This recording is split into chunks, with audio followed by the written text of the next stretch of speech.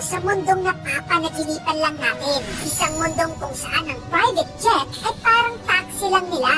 Hindi pa man sila nagkakamalay, aba, may bilyon-bilyon na agad sila sa bangko nila. Ito ang walang pinakamayaman na anak sa Pilipinas. Number 8, Daniel Miranda. Si Daniel Miranda ay pro-race car driver. Mas nakilala siya dahil sa relasyon niya kay Sofia Andres. Pero ang tunay na power, nasa apelyido. Si Daniel kasi ay apo sa tuhod ni Philip Jones Luwelier, founder ng Cebuana Luwelier, ang pinakamalaking pawn shop at remittance chain sa Pilipinas. Mukhang nasa dugo niya ang bilis. Racer din kasi ang kanyang ama noon. Pero imbis na umasa sa family empire, pinili ni Daniel ang sariling lane. Literally, nakipag-compete na siya sa international circuits tulad ng TCR Asia Series. Hindi lang siya apo ng bilyonaryo. May sarili siyang pangalan sa track. Number 7, Nicole Cozon. Siya ay anak ni Teresita C. Cozon, panganay sa mga anak ng SM founder na si Henry C.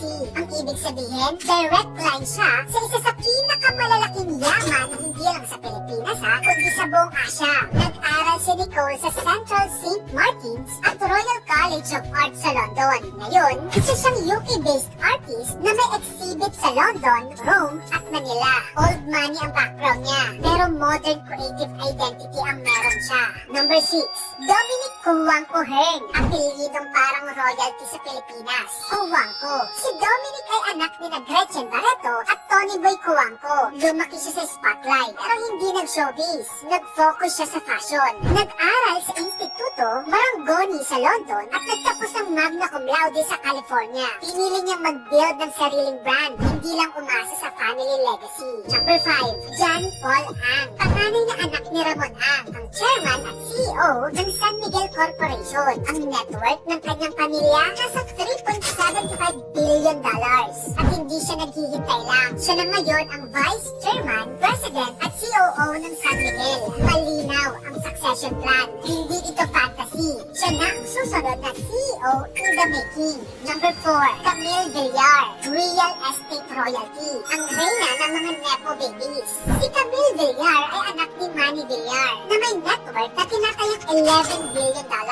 Merong business degree sa Ateneo si Camille. Tapos, nag-MBA din siya sa Barcelona. Ngayon, hindi lang negosyo ang meron siya. Pumasok na rin siya sa politika bilang senador gaya ng kanyang ama, ina at kuya. Lahat sila nakaapak na sa Senado.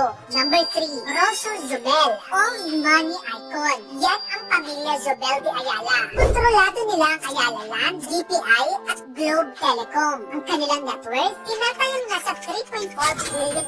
Si Rosso ay modern heiress, style icon at social media personality. Nag-boarding school siya sa London. Tapos umattend din siya ng Parsons School of Design sa New York. At kung bibisitahin mo ang kanyang Instagram, ay talaga mapapasana all ka na lang talaga.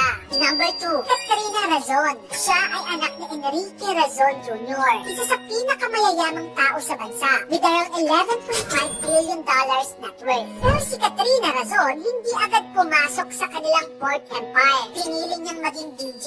Yes, DJ Katsu. Nag-perform na siya sa international clubs at festivals. Proof na kahit anak ng bilyonaryo, pwede kang pumili ng sariling rhythm. Number 1, The C Siblings. Opo, ang nasa numero 1 natin, hindi isang tao lang, kundi magkakapatid. Ito ang third generation ng C Dynasty. Ang 6 na anak ni Henry C. Sr. ay may collective net worth na halos $11.8 billion.